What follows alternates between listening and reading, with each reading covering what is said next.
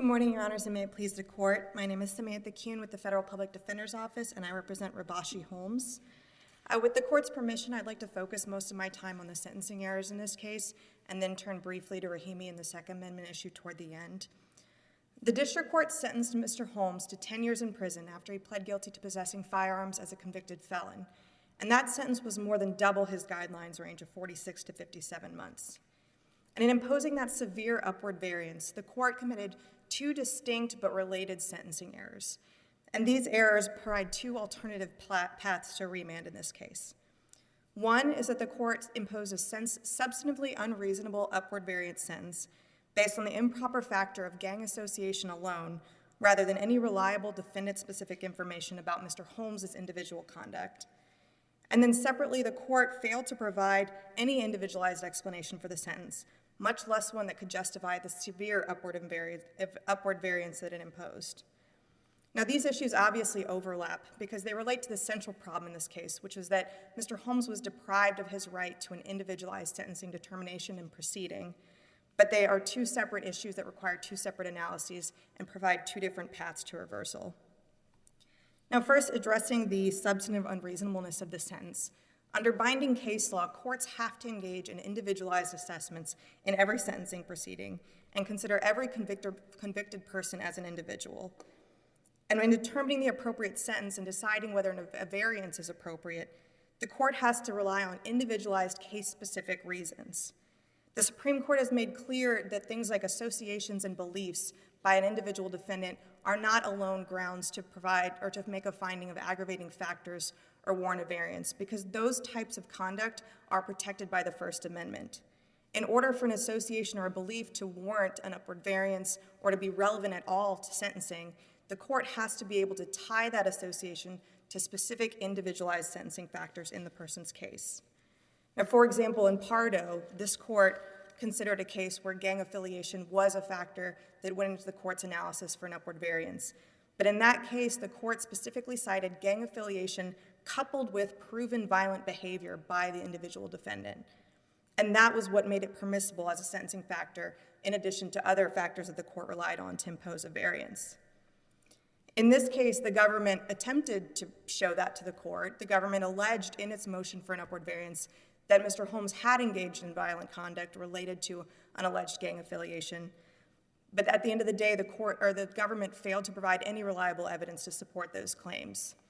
The government claimed in its motion that he was an active enforcer for the gang, participated in multiple shootings, and engaged in continuous criminal conduct related to that gang. But at the end of the day, when the court asked the government to present the evidence, had an evidentiary hearing, the government failed to provide any reliable evidence to support those claims. There's three specific claims that the government alleged in its motion for upward variance that were specific to Mr. Holmes and were specific allegations of evidence of violent criminal conduct by him. One was a claim that he engaged in a very specific shooting for which surveillance footage was provided to the court, but in reviewing that footage, it was clear that the person who was the shooter couldn't be identified, and even the testifying officer admitted that it was impossible to tell who that person was, and the court didn't admit it.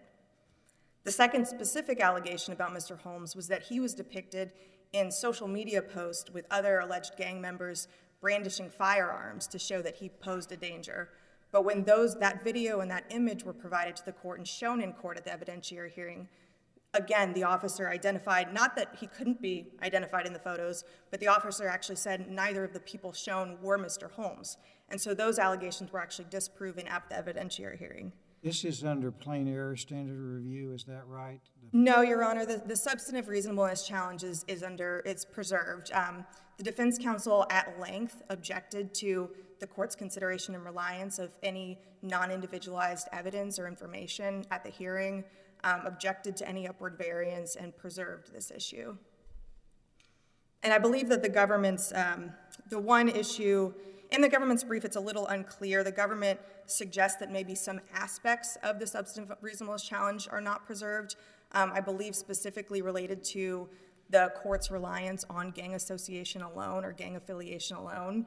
But throughout the evidentiary hearing and in filings, the defense counsel repeatedly objected to the court's consideration of non-defendant specific information, which put the court on notice that that was improper reliance. And additionally, the district court was clearly aware of what the objections were because the court engaged in a discussion of the exact case law that is at issue here. For example, I know in the reply brief we cited a number of ROA sites that provide examples of preservation, but in particular, I believe it's on 309, there was specific references to the lack of connection to Mr. Holmes. At ROA 309 to 310, the defense counsel even said, look, even if you've established through evidence that there's some connection between Mr. Holmes and 117 and gang members, even if it is his client in that Instagram, there's still not evidence of any crimes that are being committed by him. So that fully put the court on notice so that the court could hear evidence and arguments related to whether defendant-specific conduct supported a variance. Now, at the end of the day, at best, after the evidentiary hearing concluded, all the government had really shown was that Mr. Holmes had associated with 2 alleged gang members and that in a social media account, he had 117 as an element of his name, presumably connecting him to this alleged gang. But that's exactly the kind of association and expression that the Supreme Court has said in Dawson is not permitted to be used as an aggravating factor unless it can be tied to specific individualized information about the defendant. And nevertheless, the district court still granted the government's motion for variance at the sentencing hearing, which took place, I forget how long, but after the evidentiary hearing. And the court relied solely on gang affiliation alone, citing unspecified associations and beliefs of Mr. Holmes without relying on anything individualized about Mr. Holmes. And in fact, there were no individualized case-specific reasons to support the variance it imposed. The only information the government had provided was some amorphous connection to this alleged gang. Now, this court's case law regarding variances and affirming upward variances makes abundantly clear how unreasonable this court sentence was and why this needs to be reversed. If you look at Fraga, McElwee, Wynn, Beltran, Cervantes, Hudgens, and the other cases cited in the briefing, in each of those upward variance cases that were affirmed as substantively reasonable, the courts have provided very individualized case-specific reasons for why they're imposing a sentence, and they're clear from the record. And so in all of those cases, the court is not relying on gang affiliation alone. As discussed before, in Prado, for example, there was gang affiliation coupled with proven violent behavior by that individual defendant, as well as underrepresented criminal history that didn't get points. In none of those cases do the courts rely generically on presumptions of criminality based on mere association evidence. And so for that reason, the court should vacate and remand to the district court because it relied on an improper factor and its upward variance sentence was not justified by any individualized reasoning. Now, alternatively, if the court determines that there were some case-specific or defendant-specific reasons underlying this court's sentencing determination, they're clearly not apparent from the court's explanation. And so that leads us to the second error, or the alternative path to reversal, which is the plainly inadequate explanation for the court's sentence. Again, the case law makes very clear that courts have to provide individualized, fact-specific reasons and carefully articulate the reasons that led them to conclude that a particular sentence is fair and reasonable in an individual case. And that's essential to permit this court to review the sentence for reasonableness as directed by Booker, as the court made clear in Mayers. Now again, if you look at the cases where this court has affirmed sentences as procedurally sound, it's very evident from the record what the individualized defendant-specific reasoning was. For example, even if there's a minimal explanation, courts will cite and adopt the fact-finding or the upward variance justifications that are provided in a PSR. That's, for example, in Hoffman and Clark. Or throughout the sentencing proceeding, the court will discuss specific aggravating circumstances not accounted for by the guidelines throughout the sentencing proceeding, making it clear to this court what this specific individualized justification was. And that, again, examples Stevenson and the 2006 Smith case. But in this case, if you look at the PSR, there was no upward variance justification provided. In fact, the PSR only had mitigating information in the variance section on ROA 425. And there was no other information throughout the record that could justify or that was provided related to a possible upward variance, except in the government's motion, which was hotly contested, many of the factual allegations were proven untrue, and the reliability and the relevance of all of that information was very much disputed throughout the case. Now, the government argues a couple points in its brief that this court just simply cannot adopt. One is that the district court's receipt of evidence and arguments, the fact that the court listened to information, is enough to affirm the sentence as procedurally sound. But that receipt of information provides no context or information to illuminate the district court's actual reasoning for why it imposed a severe upward variance sentence. And then also the government cites cases talking about minimal explanations being allowed for explaining a sentence. But this court and the Supreme Court have made clear in Gall, Rita, and Fraga that that's only allowed when it's a conceptually simple matter. So where it's clear, for example, that somebody has been proven to engage in a series of assaults that were not accounted for in the criminal history, and that information is prevalent throughout the record, there's reliable evidence supporting it, and the court has previously discussed it in its sentencing proceeding. Those types of reasons that are apparent from the record allow this court to meaningfully review the sentence, but none of that exists here. And so if this court concludes that the sentence is not relied on or is not based on an improper factor of gang association alone, and that there is some individualized basis, it's clearly not evident from the record. This is clearly a deficient explanation, and the court needs to vacate and remand because it's impossible to meaningfully review that sentencing decision. And so if the court has no questions about the sentencing issues, I'll turn briefly to Rahimi. I know we provided supplemental briefing to the court and supplemental reply briefing on Rahimi. I just want to address a few points briefly. Obviously, as argued in our opening brief, we believed that Bruin made clear or obvious that 922G1 is unconstitutional. We respect that the court disagreed with that, and in Jones held that it was unclear that Bruin actually dictated that outcome. But Rahimi changes that, and there's a few key reasons why. One is that in Rahimi, the court unequivocally rejected the government's reliance on this vague, amorphous theory that Congress can disarm anyone that it deems reasonable, broad categories of people that Congress has decided shouldn't have guns. The Supreme Court made very, very explicit that that was not a proper analysis, that that was vague, and that it was not a basis to disarm people and deprive them of their Second Amendment rights. And in Justice Thomas's dissent, he made clear that Heller's reference to felons and to law-abiding citizens, that was all dicta in that discussion. And so reliance on that language alone to suggest that 922G1 is necessarily constitutional is also improper. Again, that is one of the central tenets of much of the government's arguments throughout the litigation over this issue. Additionally, in Rahimi, the court reaffirmed the need for relevantly similar historical analogs to justify any firearm regulation, and it reaffirmed the centrality of how and why the Second Amendment is burdened to determine whether something is relevantly similar. And so in analyzing 922G8, the court relied on the substantive and the temporal scope of that prohibition being relevantly similar to historical analogs. It was not a permanent deprivation of firearms like 922G1 is. It only deprived people of their firearms for the limited period that they were subject to a restraining order, and that order had to be premised on a specific individualized finding of a threat to safety, a credible threat to safety. And so that provides a good analysis and an example and shows why 922G1 is clearly unconstitutional, because the government has never put forth any historical regulation that deprived people permanently of their firearms and applied to a broad sweep of people, anyone who's ever been convicted of any offense that carries a penalty of more than a year. That's a huge category of people that doesn't have any individualized component and would encompass, obviously, large swaths of people where there would be no credible or could be no credible finding of a threat. What is our standard review on this issue? This is subject to a plain error. This was not raised in the district court below. And so for that reason, we would ask the court to find in this scenario that 922G1 is plainly, clearly, facially unconstitutional. And for that reason, Mr. Holmes' convictions both must be reversed.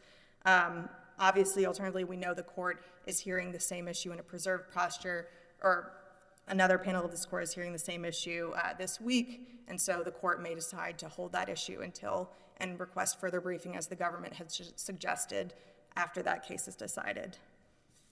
Thank you. All right, thank you, Ms. Kuhn, and you've saved time for rebuttal. Mr. Boitmann?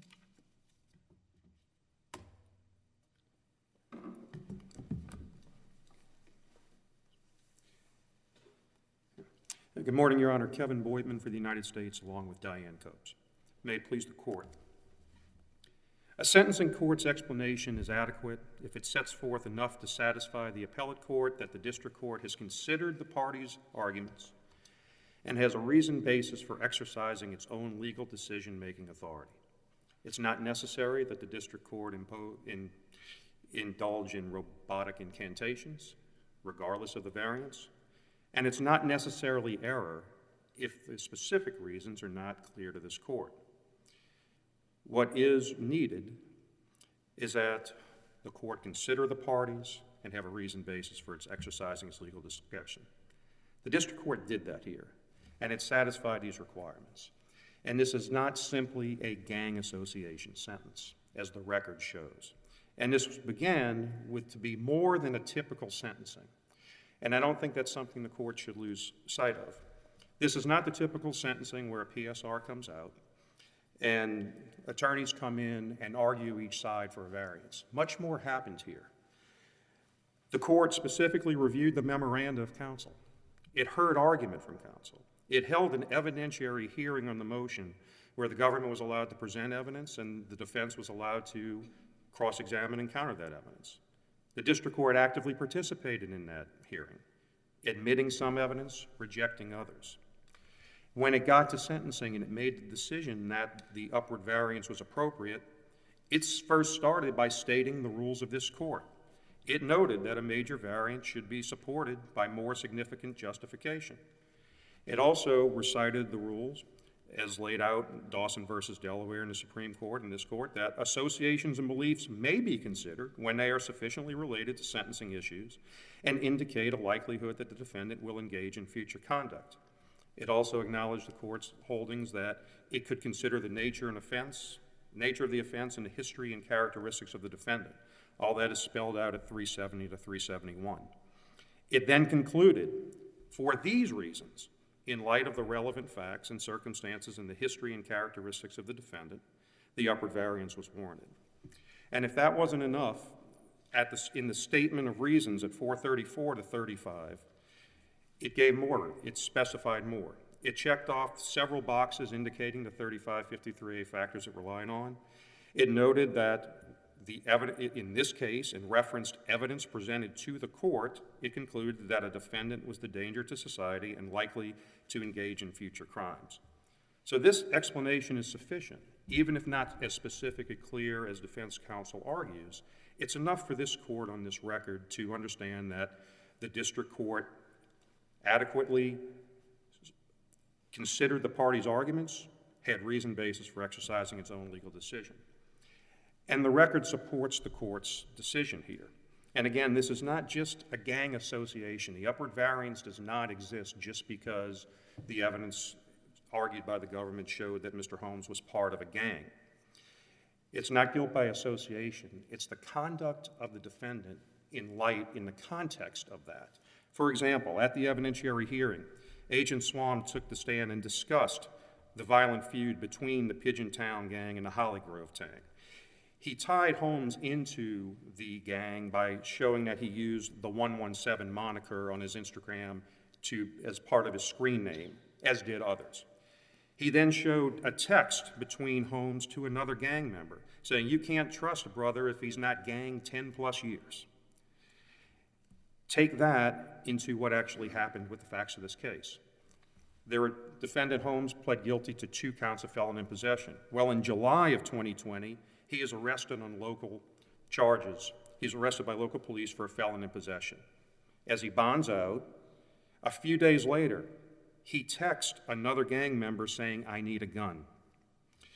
The agent explained a little longer some of the gang history. On October 20th, there's a day of retaliatory violence between the 2 gangs.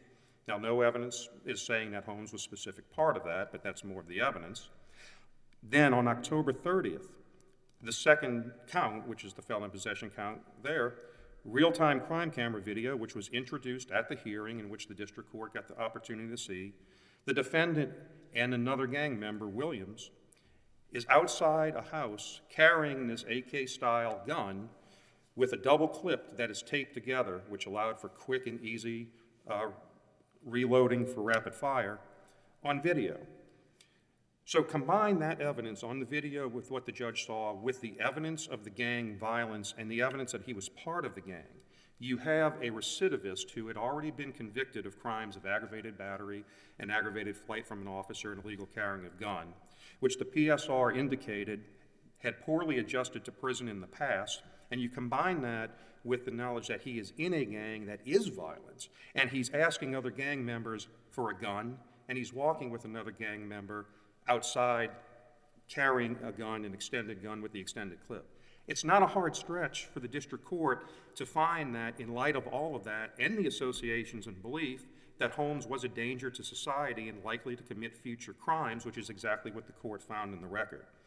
But even if you take the word gang out, if you take gang association out of this, the record still supports this and you still come to the same conclusion. Because whether Mr. Holmes is in a gang or not, he is still reaching out to another person for a gun after he's been arrested, bond out, and a gun taken from him. He's looking for that. And whether you talk about gang or not, he and someone else are walking outside that place on real-time camera with the gun. So take the word gang out of this case, and you still have enough to support the upward variance because of the recidivism in this matter. Now, did the court specifically say that? No, but the court, and this court has said, take a look at everything. It's not necessarily error if it's not spelled out in robotic incantations. Here, the evidence presented shows and supports the court certainly could have said more, which is the case in a lot of times with district courts, but it said enough here. Here, the district court had the entire case before it, and that includes the guilty plea, the factual basis, the PSR, the evidence of an evidentiary hearing, some evidence of which was admitted and some wasn't, as well as the arguments of counsel. It recognized its obligations under the law and its limits under the law. It concluded that based on the evidence presented to it, in this case, Rabashi Holmes was a danger to society and likely to commit future crimes. This is more than enough under the precedent to support this finding, and we would ask the court to affirm the sentence. Moving on to the gun section, we just, again, as you pointed out, Judge Smith, this case here, the gun challenge here to 922G1 comes on plain error. Rahimi did not address, the Supreme Court's decision, Rahimi did not address 922G1. It was on a different part of it. It does not unequivocally overrule this court's precedent in Darrington, and under Lamontiere, that's the test under this court's determination. It has to unequivocally overrule. To the opposite, Rahimi recites case law from Heller that says the felon in possession prohibitions are presumptively lawful. So Rahimi didn't address that. It's still on plain error here, and so I think Jones still controls that question in the case of a Bruin challenge. As opposing counsel pointed out, this court is hearing arguments in United States versus Diaz tomorrow. The issue is preserved. It is likely that the holding in Diaz could control that here, and certainly, as opposing counsel mentioned, we would be happy to brief that issue. Welcome any other questions from the court. All right, thank you, Mr. Boitmann. Thank you, Your Honor. Mr. Kuhn for rebuttal. Thank you, Your Honors. Just to address a few points raised by the government. First of all, I think it's important to reiterate that this is not the typical case. In the cases that the government has cited, in the cases the government discusses about minimal explanations being sufficient, they do not involve this type of scenario where the government provided a lengthy motion for variance, making a series of factual allegations, many of which were either disproven or proven to have no reliable evidence to support that. The government basically injected large amounts of information before the court that the defense hotly contested, much of which the district court ended up not admitting, and other information was admitted but still disputed as to the reliability and relevance to Mr. Holmes. And the government appears to recognize that in its discussion. It starts to discuss what the court might have relied on to reach its justification, what the court might have considered about Mr. Holmes to reach its conclusion that an upward variance was warranted. But that's not appropriate here. This court has repeatedly made clear that variances have to be commensurate with the individualized case-specific reasons provided by the district court. That's in McElwee, Deal, I believe Bernie as well. That is what we have to look to, what the court actually relied on, not what we might be able to speculate could have been a justification or could have factored into the analysis. And it has to be commensurate with the reasons the court, or with the actual variance that was imposed. And so we don't get to speculate about what, the court might have interpreted a video to show or what the court might have concluded. And much of the government's information that it cites actually goes back to the same association evidence that is improper. Mr. Holmes's communication with people who were alleged to be other gang members, conversations with them, and association with this 117 moniker. And so that would be improper. And as we look at the statement of reasons from the actual district court's decision and from the sentencing hearing, which mimic each other, what the court cited as its reason is the defendant's associations and beliefs. The court considered the defendant's associations and beliefs that were sufficiently related to the issues at sentencing and indicated a likelihood that the defendant would engage in future criminal conduct. The court didn't identify any individualized conduct or anything specific to Mr. Holmes that it believed was relevant. Instead, it just concluded that his associations and beliefs were sufficient. And again, identifying the 3553A factors, which is much of what the rest of the court's explanation does, that's not sufficient. That is not an individualized case-specific reason for imposing a variance.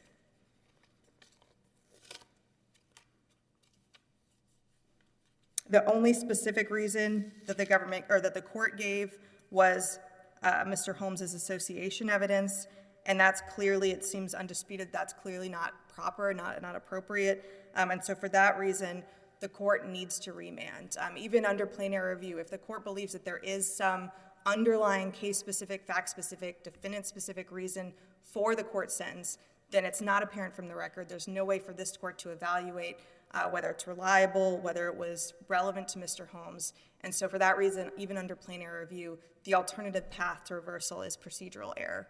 If the court has any further questions, I yield the rest of my time. Thank you, Ms. Kuhn. Thank you, Your Honor. Case is under submission, and the court will take a brief recess before hearing the final two cases.